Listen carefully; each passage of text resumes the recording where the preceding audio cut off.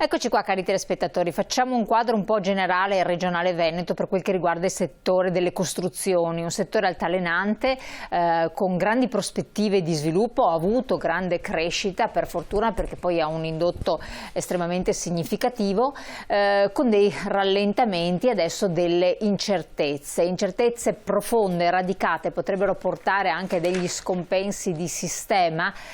Ma speriamo di no. Certo è che a remar contro stanno i tassi di interesse in continuo aumento e quindi i mutui che potrebbero dare una frenata, le materie prime che comunque pochi segnali di ristabilizzarsi quanto ai prezzi stanno dando e poi l'incertezza internazionale. Ma è solo questo o c'è anche altro? Allora valutiamo costi-benefici, pro e contro insieme al presidente di ANCI Costruttori Edili del Veneto, Paolo Ghiotti. Ben ritrovato, grazie di essere qui con noi. Buongiorno a lei, buongiorno a tutti i telespettatori. Allora, questa è un po' la problematica in generale e in generale lei guardando alla stagione, diciamo stagione così passata, che cosa può dire e facendo quindi un bilancio di quel che è stato?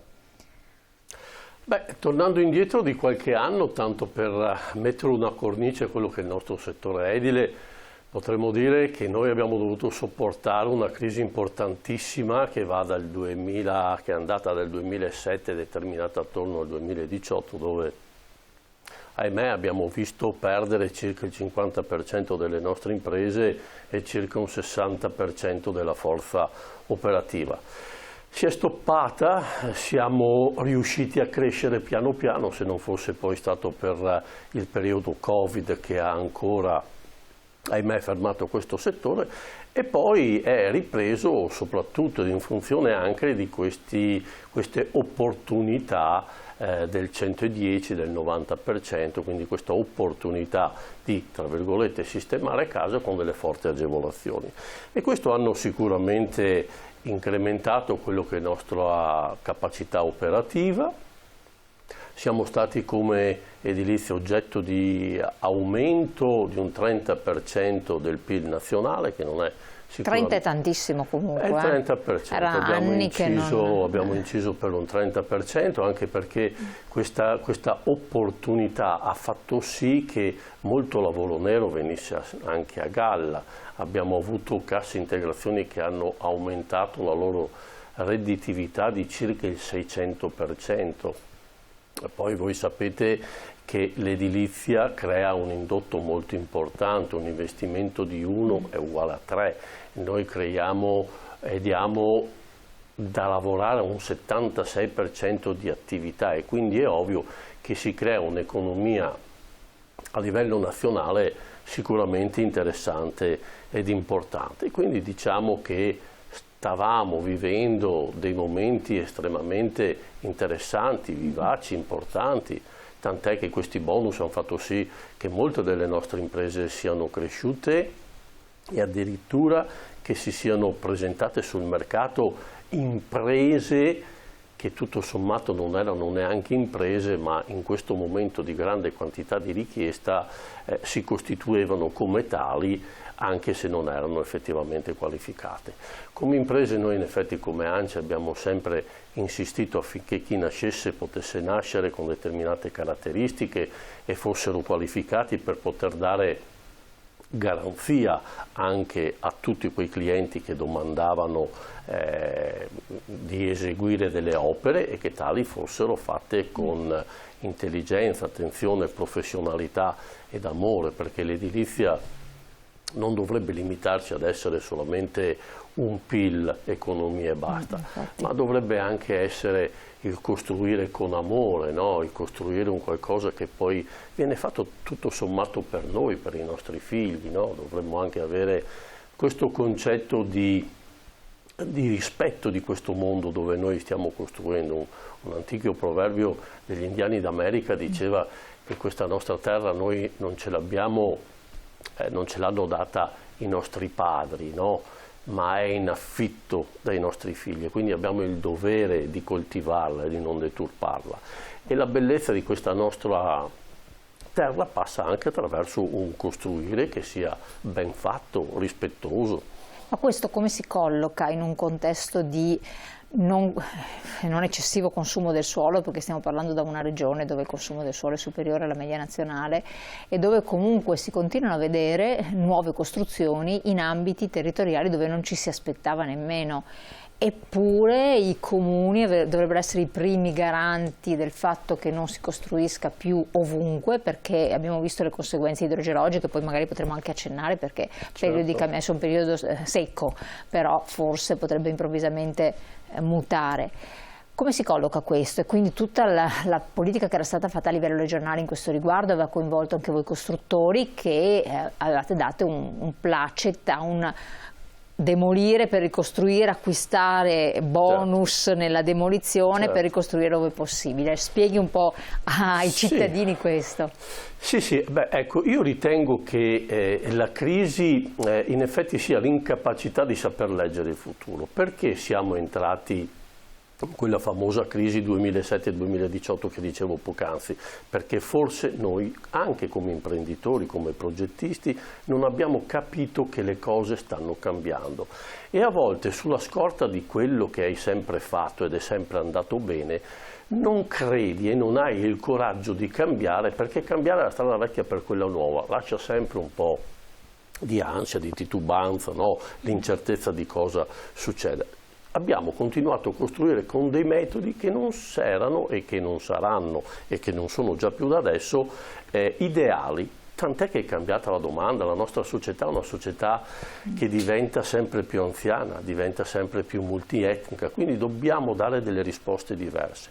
La casa una volta era un bene dove investivi del denaro, era un oggetto di investimento. La casa forse adesso è un servizio, anche perché i nostri figli non lavorano più con sedentarietà in un luogo specifico, ma devono essere un po' camaleontici, quindi ad abituarsi a spostarsi, a fare anche attività che non saranno sempre quelle per tutta la vita. Quindi la casa deve dare delle risposte diverse e noi come imprenditori ovviamente dobbiamo dare un qualcosa di diverso. Ecco che allora la nostra edilizia deve rispondere a delle domande che sono cambiate. Allora un'edilizia che, come diceva giustamente lei, non può più essere un'edilizia per espansione e quindi nel consumo del suolo. Anche, ahimè, il Veneto per 2 anni di fila è stato primo a livello nazionale nel consumo del suolo. Sì. E ne vediamo le conseguenze. E ne vediamo, ahimè, le conseguenze, anche se c'è da aprire una parentesi e sottolineare il fatto che consumo del suolo in un concetto di edilizia passa per il 56% del costruito ad attività che sono la costruzione di autostrade, che sono costruzioni di ferrovie, che sono discariche, che sono ospedali, che sono scuole, cioè un concetto di edilizia che non deve essere osservata come la costruzione di un condominio e di una casa. La cementificazione, tra virgolette, è fatta per il 56% di queste attività che sono indispensabili a quella che è la vita civile. È vero, però lei ha citato, al di là di casi unici, parliamo dell'ospedale di Padova da un decennio e quello si vedrà, quindi per lo più vediamo centri commerciali, nuovi supermercati e cose del genere che crescono. Lei dice strade, sì, qualche strada per carità, però se parliamo della Pedemontana, ormai anche quello, ormai decenni sono quelle, non ce ne sono altre grosse, ma grossi invece interventi sono quelli di nuovi condomini, quelli li vediamo ovunque, nuovi grandi condomini, cioè noi vediamo campi dove si depositava l'acqua, restavano fangosi per un certo periodo di tempo, che poi sono completamente cementificati perché lì c'è un condominio e a fianco nell'altro campo c'è un posteggio. Certo. Questo lo si vede ovunque, le scuole non se ne fanno più perché poi tra l'altro adesso anche PNRR andrà per ristrutturazioni di edifici, di scuole, ma bambini mancano, per cui non si costruiscono, per cui io vedo tantissime opere infrastrutturali, quando invece abbiamo tantissime case vecchie che non... È vero che è un discorso del privato, però restano lì. No, ma dice bene. Difatti la nostra edilizia non può più essere, come dicevo prima, un'edilizia per espansione, costruire del nuovo su terreni nuovi, ma deve essere un'edilizia che cresce comunque per implosione. non più per espansione. Cosa vuol dire? Vuol dire che noi dobbiamo abituarci a demolire quello che di bello, quello che di funzionale, quello di energivoro c'è e ricostruirlo, perché ne abbiamo tutte le capacità, abbiamo i mezzi per poterlo fare. A volte la demolizione e la ricostruzione in determinati casi costa anche meno del restauro in sé. È ovvio che determinati immobili di pregio storico devono obbligatoriamente essere qualificati attraverso un restauro, ma l'edilizia deve essere nel restauro di quello che c'è per renderlo più performante e nel demolire e ricostruire nello stesso sedime quello che prima c'era. Tante situazioni dove ci sono abitazioni inefficienti, dove ci sono aree artigianali che non spiccano il volo, per questa situazione di campanilismo che c'è in tutti i comuni. Ciascun comune deve avere la propria area artigianale. Beh, anche no, creiamone una funzionale, gli altri impariamo a demolire per rendere poi permeabile questo nostro terreno. Sì, c'è un messaggio, ma in Italia, con il clima di incertezza che pervade sempre il nostro paese, che poi non si smentisce mai, com'è possibile fare investimenti a lungo termine se poi ti bloccano dall'oggi al domani? È una domanda che spesso mi faccio anch'io e alla quale sinceramente faccio fatica a rispondere, perché non sono il soggetto più ideale per dare questo tipo. Che lei è nella barca che anche lei cerca di galleggiare. Appunto, io sono un imprenditore che ha avuto il coraggio di cambiare la propria azienda perché pensava che il domani non fosse più uguale a quello di ieri, e grazie a Dio siamo cresciuti piano piano e con tanto coraggio. Mi vedo anch'io a volte desolato e impaurito nell'affrontare i temi che il Signore giustamente segnalava. Se lei pensa solo al 110 di cui parlavamo poc'anzi, mi sto chiedendo ma quali sono le colpe degli imprenditori allorquando hanno avuto l'opportunità, l'hanno capita e l'hanno percorsa del 110 che ci è stato offerto dal nostro governo. Abbiamo investito denaro per attrezzare le nostre aziende per fare quelle determinate opere. Io personalmente ho qualificato tanti dei miei bravi collaboratori per quel determinata operazione, vedasi cappotti. Abbiamo creduto quello che sempre ci è stato detto, che le banche ritiravano i nostri crediti, e ci ritroviamo che dal 16 di febbraio, nel giro di 7 ore, il decreto per la bocca del ministro Giorgetti è andato in Gazzetta Ufficiale. Stop cessione del credito e stop agli sconti in fattura. Quindi mi vedo anch'io molto impaurito. Come facciamo ad investire? Dobbiamo, io dico sempre, non fare mai il passo più lungo della gamba, perché in Italia molto spesso c'è una politica che non è a fianco degli imprenditori e molto spesso no, ma a volte capitano che le leggi sono addirittura retroattive e quindi quello che ti dicevano che valeva oggi, da oggi non vale più già da ieri.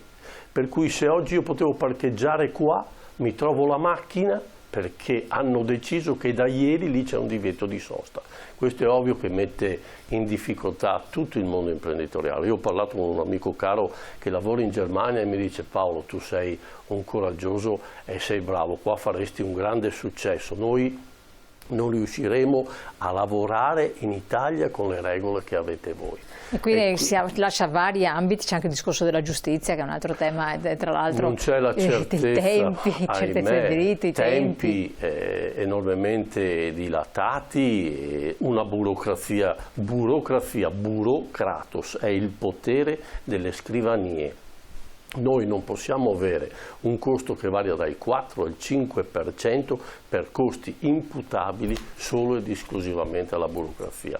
Non possiamo chiedere un qualcosa alla sovrintendenza e avere risposte da un punto di vista paesaggistico, da un punto di vista architettonico dopo 6-7 mesi. I nostri progetti scadono, c'è qualcuno che lo fa prima di noi. e quindi viviamo ovviamente queste incertezze che non danno coraggio. Assolutamente, devo interrompere un attimo, torniamo su questo discorso, ce ne sono anche tanti altri da fare, voi scrivete i vostri messaggi se dovete, ci vediamo dopo la pubblicità tra poco.